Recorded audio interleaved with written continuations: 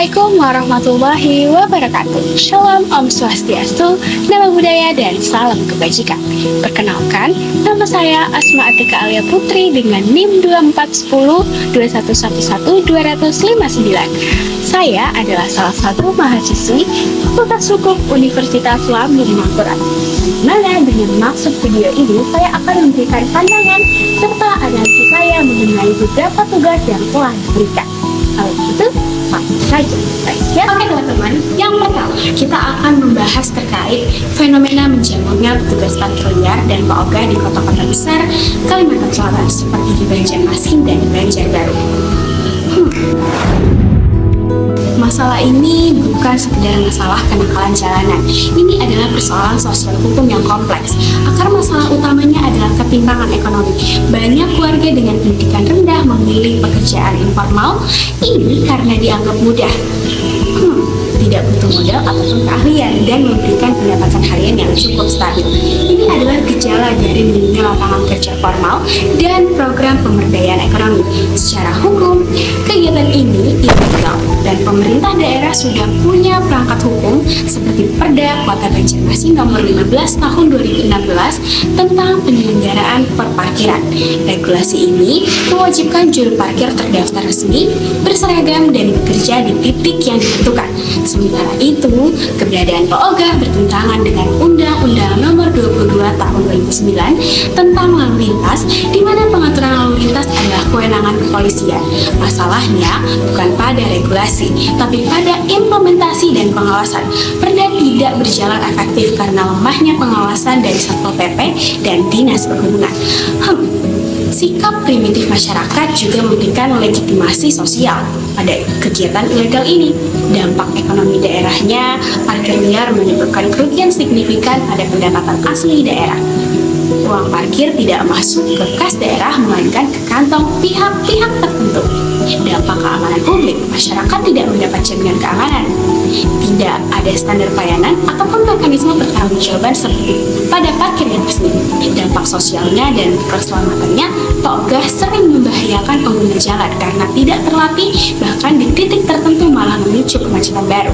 Mengatasi masalah ini harus dilakukan secara komprehensif, menyentuh hulu akar masalah ataupun hilir penindakan, penguatan penindakan ataupun optimalisasi sistem dishub, Satpol PP, dan tegas menerbitkan titik ilegal. Dan solusi teknologi seperti e-parking harus diterapkan untuk mengurangi interaksi tunai dan menutup celah pemungutan yang liar. Yang terakhir yaitu pemberdayaan ekonomi, di mana pemerintah wajib menyediakan alternatif pekerjaan seperti program pelatihan keterampilan ataupun merekrut kembali parkir liar yang memenuhi syarat sebagai juru parkir yang resmi. Oke teman-teman, kita akan next ke analisis yang kedua. Let's go! Oke, kita akan membahas terkait analisis kasus kedua, di mana fenomena perkembangan sosial ekonomi dan teknologi yang pesat di Kalimantan Selatan telah menciptakan tantangan yang serius dalam regulasi daerah. Peraturan daerah atau perda yang berlaku seringkali tidak mampu mengejar perkembangan ini. Menciptakan 3 jenis cacat hukum utama, yang dimana yang pertama ada kekosongan hukum, yang kedua kekaburan hukum, dan yang ketiga ada konflik aturan, yang dimana cacat ini tidak hanya menghambat kepastian hukum, tetapi juga memicu konflik sosial dan merugikan potensi ekonomi daerah. Yang pertama, kita akan membahas terkait kekosongan hukum, regulasi yang tidak ada. Pertama, kita lihat kekosongan hukum ini adalah isu-isu krusial yang sama sekali belum diatur perda. Yang pertama, ada transportasi berbasis aplikasi. Hingga kini tidak ada perda khusus yang mengatur ojek online. Tidak ada pengaturan titik jemput ataupun antar yang resmi, di mana alokasi wilayah operasi atau perlindungan konsumen. Akibatnya apa? Akibatnya seringkali terjadi konflik antara ojol dan transportasi konvensional, terutama di terminal ataupun di pasar-pasar, karena tidak ada kepastian hukum wilayah kerjanya. Selanjutnya ada wisata susur sungai yang kita tahu tektokan, yang dimana meskipun Banjarmasin identik sebagai kota seribu sungai, tidak ada perda yang secara spesifik mengatur standar keselamatan, kapal wisata, perizinan, ataupun mekanisme pertanggungjawaban jika terjadi kecelakaan yang tidak diinginkan. Selanjutnya, kita akan membahas terkait sampah digital atau e-waste. Dengan tingginya penggunaan gawai, Kalsel belum memiliki perda yang mengatur pengelolaan limbah elektronik berbahaya ini. Pada sampah yang ada, masih berfokus pada limbah domestik biasa, mengabaikan potensi bahaya lingkungan dari e-waste itu. Baik, selanjutnya kita akan membahas bagian kekaburan dan konflik aturan, di mana regulasi yang bermasalah. Kedua dan ketiga adalah kekaburan hukum dan konflik aturan, di mana regulasi yang ada bermasalah. Bisa kita bayangkan bagaimana kekaburan hukum terlihat pada fenomena Pak Ogah. Perda ketertiban umum hanya mengatur gangguan ketertiban, sedangkan secara umum tidak ada pasal yang secara eksplisit menyebutkan pengaturan lalu lintas liar ini. Akibatnya terjadi kekaburan hukum. Apakah tindakan mereka termasuk pelanggaran? Aparat pun sulit menindak secara konsisten. Konflik aturan paling jelas terjadi pada pengelolaan parkir digital ataupun e-parking. Dinas Perhubungan sudah menerapkan sistem e-parking berbasis aplikasi. Namun, perda retribusi parkir yang menjadi dasar hukumnya masih mengatur pemungutan dengan karcis manual. Ini adalah konflik aturan antara kebijakan dinas dan dasar hukum yang berlaku, yang menciptakan kebingungan di masyarakat dan berpotensi menjadi celah hukum yang besar. Dan juga kita bisa lihat bagaimana konflik juga muncul pada perda pedagang kaki lima. Di satu sisi, perda pedagang kaki lima mungkin memberi ruang. Di sisi lain, perda ketertiban umum melarang penggunaan trotoar secara mutlak. Norma yang paling bertentangan ini membuat penegakan hukum terhadap pedagang kaki lima menjadi tidak konsisten dan tidak adil. Dapat kita simpulkan, teman-teman, bahwa observasi ini menegaskan bahwa tantangan terbesar di Kalimantan Selatan bukanlah tidak adanya regulasi, tetapi kurangnya adaptasi perda yang ada tidak responsif terhadap perkembangan teknologi dan kebutuhan sosial yang baru. Yang dimana juga rekomendasi yang saya berikan adalah pemerintah daerah wajib melakukan audit regulasi secara menyeluruh. Perda harus diperbarui agar lebih responsif, konkret, dan adaptif, baik untuk mengatur teknologi baru seperti ojol dan e-parking maupun menjawab isu sosial dan lingkungan seperti wisata sungai dan e-waste. Kita akan lanjut ke analisis yang ketiga. Oke. Perubahan sentralisasi Undang-Undang Minerba, Undang-Undang Nomor 3 Tahun 2020 tentang pertambangan mineral dan batu bara membawa perubahan fundamental. Inti dari perubahan ini adalah sentralisasi kewenangan pengelolaan minerba, kewenangan strategis mulai dari pemberian izin usaha pertambangan, pengawasan hingga penindakan administratif, ditarik dari pemerintah daerah ke pemerintah pusat, khususnya Kementerian ESDM. Pernyataan besarnya, apakah langkah sentralisasi ini tidak bertentangan dengan semangat otonomi daerah yang sudah berjalan 2 dekade sebelumnya? Kita akan membahas bagian pertama.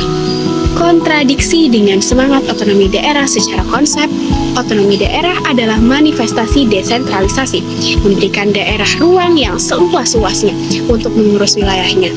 Namun, Undang-Undang Nomor 3 Tahun 2020 justru melakukan reconstruction di sektor strategis, kehilangan kekuatan untuk mengendalikan eksploitasi sumber daya tambang. Kewenangan kini terbatas hanya pada pengawasan administratif, bukan operasional, meskipun secara hukum formal tidak melanggar konstitusi karena pasal 33 Undang-Undang 1945 memberikan pusat hak untuk menguasai cabang produksi penting secara substansi dan sosiologis. Kebijakan ini bertentangan dengan spirit desentralisasi dan mempertegas keseimbangan antara pusat dan daerah penghasil seperti Kalimantan Selatan. Kita akan membahas bagian kedua, dampak nyata di daerah penghasil. Sentralisasi menimbulkan dampak hukum dan sosial yang signifikan bagi daerah penghasil. Yang pertama, dampak hukum. Melemahnya kontrol lokal, daerah kini kebingungan menghadapi masalah di lapangan, terutama tambang ilegal. Pemerintah daerah sering tidak dapat bertindak tegas karena tidak memiliki perangkat penindakan administrasi dan harus menunggu instruksi dari pusat yang diprosesnya sangat lambat. Ini menciptakan gray area dalam penegakan hukum. Selain itu, banyak perda lokal seperti Perda RT RW yang mengatur izin menjadi tumpang tindih dan tidak relevan. Dan dampak yang kedua ada dampak sosial, di mana ketidakadilan beban dan manfaat. Meskipun daerah masih menerima dana bagi hasil DBH, mereka kehilangan potensi pendapatan hasil daerah PAD. Kenapa? Karena dari perizinan yang lebih parah, daerah penghasil tetap menanggung beban sosial dan lingkungan terbesar seperti kerusakan jalan, bencana banjir akibat rusaknya daerah resapan, dan konflik sosial daerah menanggung dampaknya. Tidak memiliki porsi kontrol yang sebanding. Ini memicu rasa ketidakadilan ataupun melemahnya peran pemerintah daerah dalam melindungi lingkungan dan masyarakat. Dapat saya simpulkan bahwasannya menuju tata kelola bersama, sentralisasi minerba ini dalam Undang-Undang Nomor 3 Tahun 2020 adalah langkah yang kontradiktif dengan esensi otonomi daerah. Meskipun tujuannya adalah efisiensi perizinan nasional, dampak nyatanya adalah melemahkan peran daerah sebagai perda. Terdapat penanggungan resiko untuk memperbaiki hal ini. Pemerintah pusat harus beralih ke model shared governance atau tata kelola bersama. Daerah harus dilibatkan secara nyata dalam perizinan, pengawasan, serta pengambilan keputusan. Dan mekanisme koordinasi pusat daerah harus diperjelas agar daerah penghasil mendapatkan kembali kewenangan kontrol yang sebanding dengan beban dan tanggung jawab yang mereka pikul masing-masing. Kita akan membahas terkait analisis ataupun pandangan selanjutnya. Oke, baik teman-teman, kita akan menganalisis kasus terakhir di mana Menteri Keuangan Purbaya Yudi Sedewa menyampaikan temuan bahwa saldo dana pemerintah daerah yang mengendap di perbankan mencapai ratusan triliun rupiah. Dilaporkan sekitar 234 triliun pada September 2025. Tudingan ini muncul karena realisasi belanja APBD dinilai terlalu lambat, padahal dana tersebut seharusnya menjadi stimulus kuat bagi perekonomian domestik. Mengapa dana daerah mengendap? Ada 3 faktor utama. Yang pertama, administrasi dan perencanaan, di mana proses lelang mengendap barang dan jasa yang panjang, serta kurang menentangnya dokumen perencanaan teknis. Yang kedua, menunda eksekusi proyek. Kehati-hatian fiskal. Banyak Pemda menahan dana sebagai cadangan, khawatir transfer dana dari pusat terlambat cair di awal tahun. Anggaran yang berpotensi mengganggu pembayaran kewajiban rutin serta gaji pegawai. Dan yang ketiga, kesalahan data. Ada indikasi kekeliruan pencatatan atau pengelompokan rekening antara sistem Kemenku, perbankan, data daerah yang menimbulkan perspektif salah tentang dana. Kita akan membahas kasus Kalimantan Selatan, yang dimana bantahan keras gubernur apakah Kalsel termasuk? Ya, data Kemenku mencatat Kalsel termasuk daerah dengan saldo kas yang tertinggi ataupun masuk kategori tinggi, dilaporkan mencapai sekitar 4,7 hingga 5,1 triliun.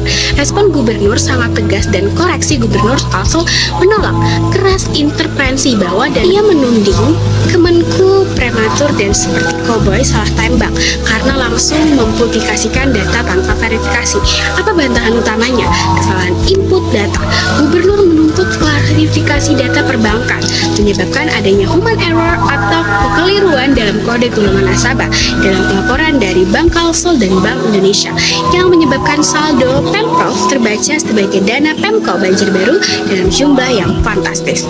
Dana produktif bukan ide. Gubernur berargumen sebagian besar dana besar tersebut ditempatkan sebagai deposito di Bank Kalsel yang sah menghasilkan pendapatan bunga signifikan. Ratusan miliar rupiah pendapatan bunga ini masuk ke kas daerah sebagai PAD dan digunakan untuk pembangunan, sehingga dana tersebut dianggap bekerja untuk daerah. Dampak dan rekomendasi kebijakan. Tudingan dana mengendap ini memiliki dampak signifikan. Secara politik, kepala daerah berpotensi kehilangan kepercayaan publik. Secara ekonomi, sorotan ini positif karena apa? Karena mendorong percepatan belanja. Kasus Kalsel menyoroti kebutuhan mendesak akan sinkronisasi dana dan penyelesaian akar masalah di pusat. Dan yang terakhir, rekomendasi kebijakan. Percepat transfer pusat.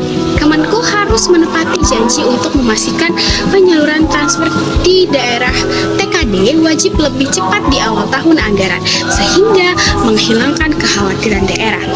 Yang kedua, sinkronisasi data antara Kemenku, Pemda, dan Perbank harus diintervensikan sebelum publikasi angka untuk mencegah kegaduhan politik. Dan yang terakhir, pusat dapat menerapkan insentif fiskal bagi daerah dengan serapan tinggi serta menyeimbangkan dorongan percepatan belanja dengan prinsip akuntabilitas pengadaan. Penyelesaian polemik ini membutuhkan komunikasi insentif dan perbaikan sistem. Dana daerah harus bergerak untuk kesejahteraan masyarakat, bukan hanya menjadi keuntungan perbankan atau sumber konflik data. Baik teman-teman, menjawab keempat kasus tadi sudah saya jawab. Terkait analisis dan pandangan saya, selanjutnya kita akan masuk pada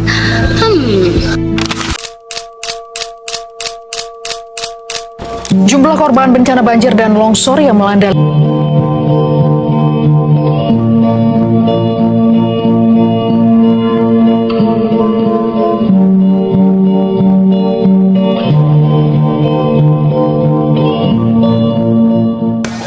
teman-teman, yang terakhir kita akan membahas terkait pandangan dan analisis saya, perspektif saya lah sebagai mahasiswi Fakultas Hukum Universitas Lambung Mangkurat semester 3. Terkait apa? Terkait penanganan bencana di Aceh dan Sumatera. Menurut saya pribadi sebagai mahasiswa hukum, saya melihat isu penanganan bencana ini dari beberapa sudut pandang normatif dan implementatif. Yang pertama, kita bisa lihat dari status bencana daerah versus nasional, di mana penentuan status bencana diatur dalam Undang-Undang Nomor 24 Tahun 2007 tentang penanggulangan bencana. Menurut undang-undang ini, penetapan status bencana nasional ataupun daerah adalah kewenangan pemerintah pusat, presiden ataupun pemerintah daerah, gubernur, bupati ataupun wali kota. Kriteria penetapan bencana ini, pemerintah pusat biasanya akan mempertimbangkan beberapa kriteria kunci sebelum menetapkan suatu bencana sebagai bencana nasional. Antara lain, kita bisa lihat dari skala kerugian, tingkat kerugian harta benda yang lingkungannya sangat besar, dan yang kedua daya jangkau, di mana wilayah yang berdampak luas dan melebihi batas satu provinsi, dan yang ketiga dampak korban, yang dimana jumlah jiwa atau orang yang terdampak sangat banyak, dan yang ketiga yang keempat, kemampuan daerah, di mana ketidakmampuan pemerintah daerah dalam menangani dampak bencana secara efektif, baik dari segi sumber daya manusia, logistik maupun anggaran. Dan bisa kita analisis kebijakan dari keputusan pemerintah pusat untuk tidak menetapkan bencana di Aceh dan Sumatera sebagai bencana nasional seringkali didasarkan pada perhitungan bahwa kemampuan penanganan lokal dan dukungan dari provinsi lain atau kementerian masih memadai untuk mengendalikan situasi, di mana penetapan bencana nasional berarti seluruh sumber daya negara, anggaran, militer, logistik diprioritaskan ke sana. Implikasinya sangat besar terhadap APBN dan program nasional lainnya. Bisa kita lihat yang kedua dari surat pernyataan ketidakmampuan bupati. Kalau kita lihat dari dasar hukumnya, tindakan seorang bupati yang menandatangani surat tidak sanggup menangani bencana adalah langkah yang secara hukum dan administrasi dapat dibenarkan. Kenapa? Karena merupakan bentuk pertanggungjawaban jujur terhadap rakyat dan pemerintah pusat. Apabila kita lihat dari implikasi yuridisnya, surat ini menjadi bukti formal atas kriteria ketidakmampuan daerah. Salah satu syarat penetapan bencana nasional dalam konteks Undang-Undang Penanggulangan Bencana ini adalah sinyal darurat yang resmi yang seharusnya memicu peninjauan ulang status bencana dan peningkatan bantuan yang signifikan dari tingkat yang lebih tinggi, provinsi ataupun daerah pusat. Dan apabila kita kritik implementasi ini, jika surat tersebut sudah diserahkan namun bencana nasional tidak dapat diubah, ini akan menimbulkan pernyataan serius di mana mengenai koordinasi antara pemerintah daerah dan pemerintah pusat serta efektivitas mekanisme respon bencana yang diamankan oleh undang-undang. Dan yang ketiga, kita bisa lihat dari aspek hak asasi manusia dan kewajiban negara, di mana Undang-Undang 1945 menjamin hak warga negara untuk mendapatkan penghidupan yang layak. Dalam konteks bencana ini, kita bisa lihat sebagai kewajiban warga negara untuk melindungi warga negaranya dan memastikan pemenuhan kebutuhan dasar, sandang pangan papan, serta kesehatan bagi para korban. Analisis saya, terlepas dari status bencana daerah ataupun nasional, kelambatan ataupun ketidakadanya bantuan yang mengakibatkan penderitaan korban bencana dapat dilihat sebagai sebagai pelanggaran terhadap hak-hak dasar yang mereka punya dan yang wajib dipenuhi oleh negara.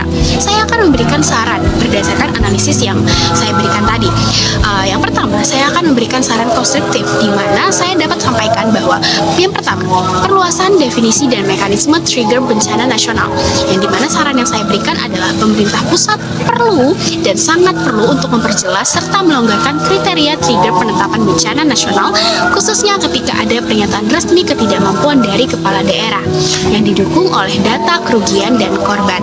Tujuannya apa? Tujuannya agar birokrasi tidak menghalangi kecepatan respons. Pernyataan resmi bupati harus menjadi faktor penentu yang kuat untuk segera meningkatkan level bantuan tanpa harus menunggu perhitungan skala kerugian yang berlarut-larut. Dan yang kedua, ada penguatan anggaran dan dana otoritas BNPB, di mana Badan Nasional Penanggulangan Bencana dan Badan Penanggulangan Bencana Daerah harus diperkuat secara otonomi anggaran dan kewenangan.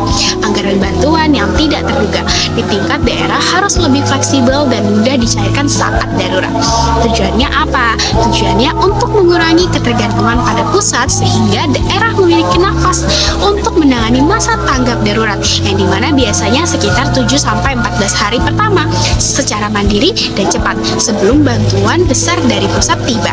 Dan yang ketiga, ada pemanfaatan early recovery secara maksimal. Sarannya pemerintah perlu segera mengaktifkan transisi darurat ini ke pemulihan. Ini tidak hanya soal bantuan logistik tapi juga rehabilitasi sarana vital, jalan, jembatan, listrik, dan air bersih.